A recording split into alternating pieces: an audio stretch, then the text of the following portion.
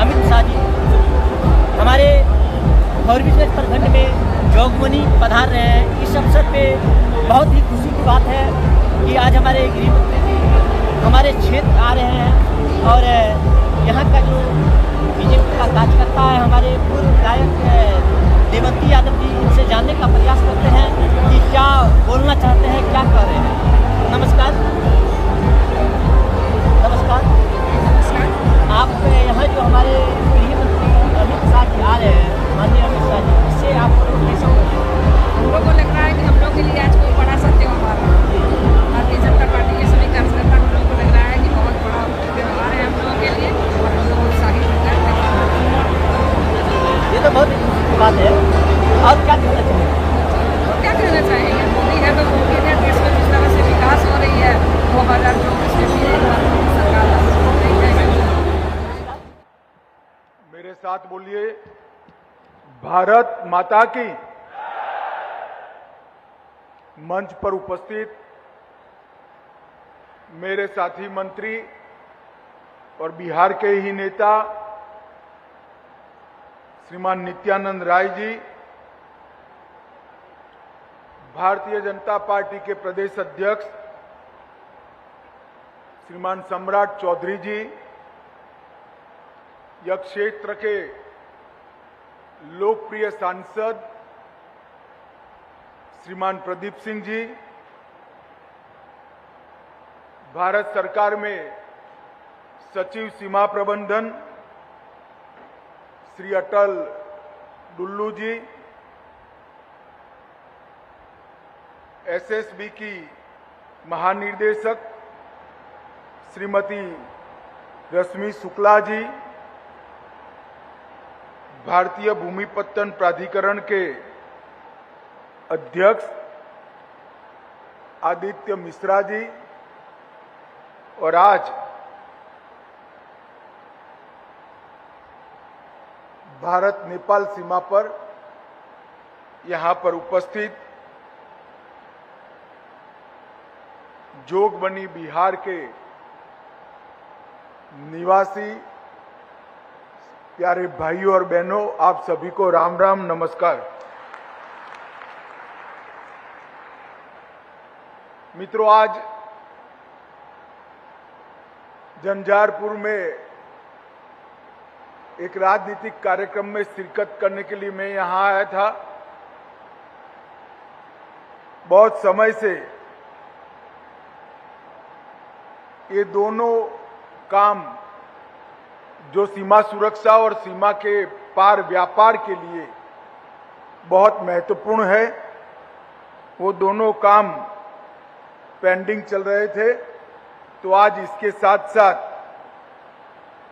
यहां पर जोगबनी में आप लोगों के साथ मिलने का मौका मिला है। आज भारत के वीर सपूत, परमवीर चक्र विजेता श्री तारापुर की पुण्यतिथि है, शहीद दिन है। आज के ही दिन उन्होंने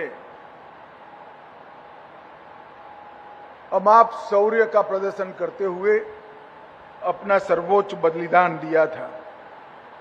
देश के प्रधानमंत्री मोदी जी ने श्री तारापुर की स्मृति में अंडमान निकोबार आइलैंड में द्वीप समूह में एक द्वीप का नाम तारापुर आइलैंड रखकर हमेशा के लिए भारत के नक्शे पर श्रीमान तारापुर को स्थान देने का काम किया है। मित्रों, आज यहां पर लैंड पोर्ट अथॉरिटी और एसएसबी दोनों की आवासीय और कार्यालयीय सुविधाओं के लिए उसके लोकार्पण के लिए मैं आया हूं। मैं यहां पर आया हूं तब आप लोगों को एक बात बता देना चाहता हूं। मैं बिहार की सीमा की सारी दिक्कतों से परिचित हूं। घुसपैठ से लेकर भूमि कब्जाने के सवालों से लेकर अवैध व्यापार से लेकर मगर मैं आपको आश्वस्त करना चाहता हूं कि बिहार के अंदर जल्द ही चुनाव होने जा रहा है और मुझे भरोसा है कि यहां पर मोदी जी के नेतृत्व में भारतीय जनता पार्टी की सरकार बिहार में भी बनने जा रही है। इस सीमांत क्षेत्र के जितने भी समस्याएं हैं, समस्याओं का हल केंद्र और राज्य सरकार दोनों मिलकर तुष्टीकरण की नीति के बगैर कठोर दृष्टि और कठोर भाव से कदम उठाए हैं, उसी में मैं आपको यहां आश्वस्त कर जाता हूं कि बहुत निकट भविष्य में ही सारी समस्याओं का समाधान आपके सामने आ जाए। भाइयों बहनों, आज लैंड पोर्ट अथॉरिटी की सुविधाओं में एक नया बिंदु जोड़ा जा रहा है। भारत एक ऐसा देश है जिसकी 15,000 किलोमीटर से लंबी भूमि सीमा पड़ोस के देशों के साथ लगी हुई। ये भूमि सीमा न केवल व्यापार के लिए उपयोगी है, हमारे पड़ोसी देशों के साथ सांस्कृतिक, सामाजिक और व्यापारी संबंधों को सुदृढ़ करने के लिए भी इस सीमा का उपयोग किया जा सकता है। और देश के प्रधानमंत्री नरेंद्र मोदी जी ने इसी को दृष्टिगत रखते हुए लैंड पोर्ट अथॉरिटी को और ज्यादा सक्षम करने का बीड़ा उठाया है। और मुझे भरोसा है कि आने वाले 5-6 साल के अंदर ये लैंड पोर्ट अथॉरिटी सिर्फ व्यापार का, आवागमन का केंद्र नहीं बनेगी। लैंड पोर्ट अथॉरिटी के सारे संस्थान जहां जहां पर भी स्थापित है, वो हमारे पड़ोसी देशों की सीमा पर भारत के सांस्कृतिक राजदूत का भी काम करेंगे और हमारे वाणिज्यिक राजदूत का भी काम करेंगे। लैंड पोर्ट अथॉरिटी हमारे पड़ोसियों के लिए भारत का पहला संवाद केंद्र है। यहां की सुविधाओं को आधुनिक करना, आधुनिक से आधुनिक टेक्नोलॉजी से लैस करना और आवागमन और व्यापार दोनों सुचारू रूप से चल पाए, इस प्रकार की व्यवस्था खड़ी करना, यही लैंड पोर्ट अथॉरिटी का उद्देश्य है। और आज लैंड पोर्ट अथॉरिटी द्वारा जोगबनी में सुरक्षा कर्मी और बाकी कर्मियों के लिए 27 करोड़ की लागत से आवासों का लोकार्पण हुआ है और एसएसपी बथनाहा में कार्यालयीय भवनों का 35 करोड़ की लागत से लोकार्पण हुआ। सीमा सुरक्षा बल हमारे 2 मित्र देश नेपाल और भूटान की सीमा पर सुरक्षा से ज्यादा मित्र देशों से सांस्कृतिक आदान प्रदान का काम भी करता है। 62 के भारत चीन युद्ध के बाद से लेकर आज तक सीमा सुरक्षा बलों ने, उसके समर्पित जवानों ने न केवल सीमा की सुरक्षा की है, सीमांत क्षेत्र में जो गांव हैं, इसकी सांस्कृतिक पहचान और भारत के साथ जुड़ाव, उसको और सुदृढ़ करने का काम किया है। और मैं आज बताना चाहता हूं, अब सीमा सुरक्षा बल प्रधानमंत्री नरेंद्र मोदी जी की गांव के गरीबों के लिए जितनी भी योजनाएं हैं उसके क्रियान्वयन में भी जिला समाहर्ता के साथ कंधे से कंधा मिलाकर काम कर रहे हैं। चाहे कोरोना की विपद आपदा हो, चाहे बाढ़ आई हो, हर जगह पे सीमा सुरक्षा बल के हमारे जवान भाई बहनों ने मानवता का एक उत्कृष्ट संदेश समग्र सीमांत क्षेत्र में पहुंचाने का काम किया है। मैं आज इस मौके पर एसएसबी के सभी अधिकारी कर्मचारियों का बहुत हृदय से साधुवाद करना चाहता हूं, अभिनंदन करना चाहता हूं। भाइयों बहनों, लगभग यहां पर जो 7,485 वर्ग मीटर क्षेत्रफल में जो लैंड पोर्ट अथॉरिटी यहां बनी है, इसका औसत व्यापारी आंकड़ा 10,500 करोड़। और मुझे भरोसा है कि आने वाले दिनों में बाकी की 3 नेपाल के साथ जुड़ी हुई लैंड पोस्ट बढ़ने के साथ ही ये आंकड़ा और बढ़ेगा।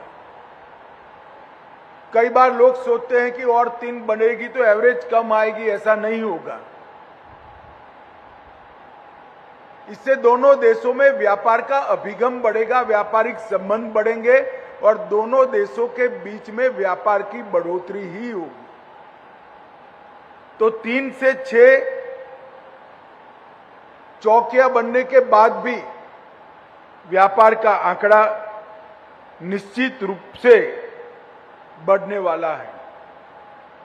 लैंड पोर्ट के माध्यम से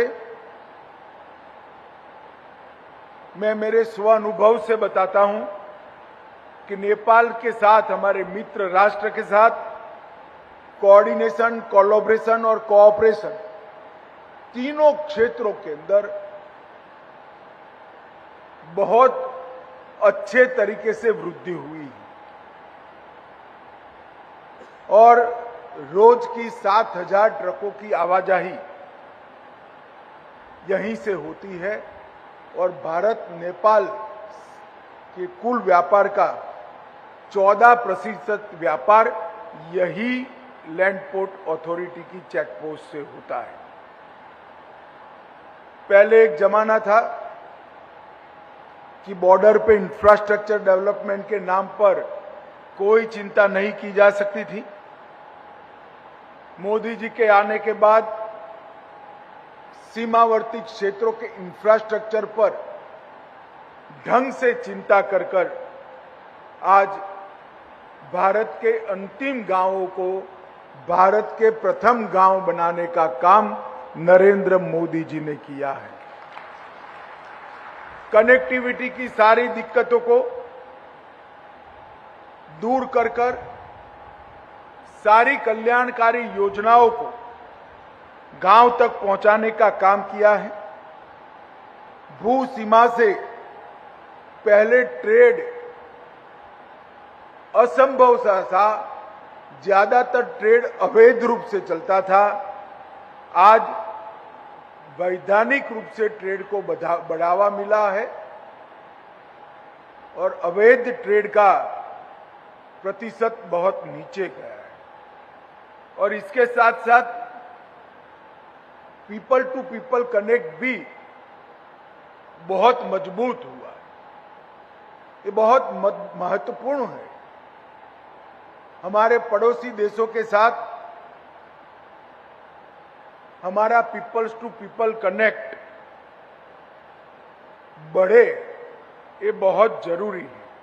और ये सब कामों के लिए लैंड पोर्ट अथॉरिटी एक वन स्टॉप सॉल्यूशन है, वन स्टेप सॉल्यूशन है। एक ही जगह पे ये सारे उद्देश्यों की परिपूर्ति लैंड पोर्ट अथॉरिटी के माध्यम से हो रही है।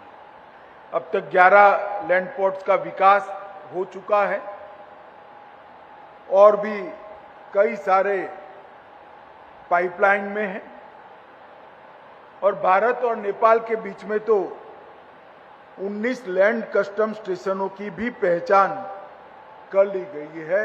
और मैं बिहार के वासियों को बताना चाहता हूं, 19 में से 10 बिहार सीमा पर है।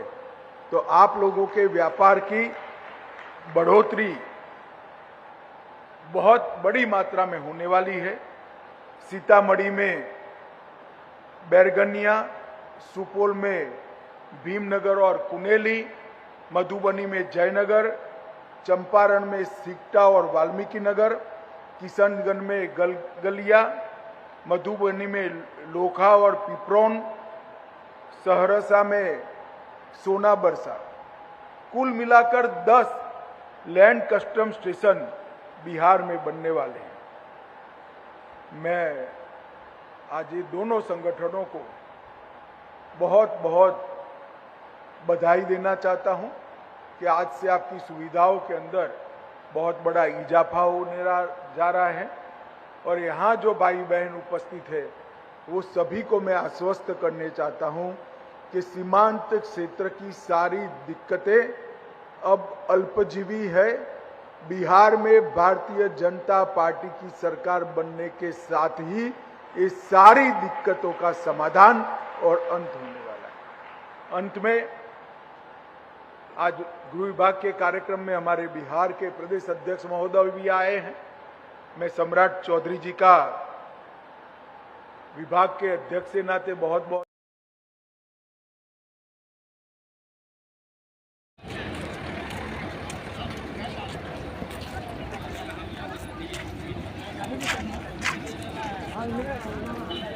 कोई इसका मोल नहीं है, कैसे का भालू लगा, क्या मोल है उसका?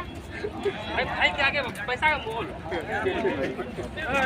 ठीक कर क्या भैया? अरे वाह वाह, क्या बिना पैसे का यहाँ पे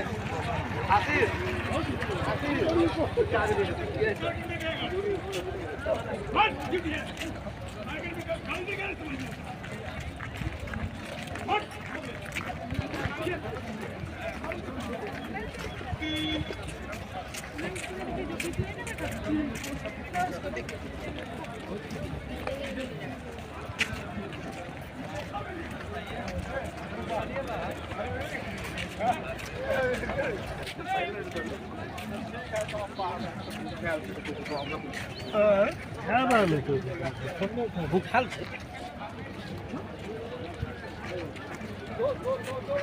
नमस्कार नमस्कार।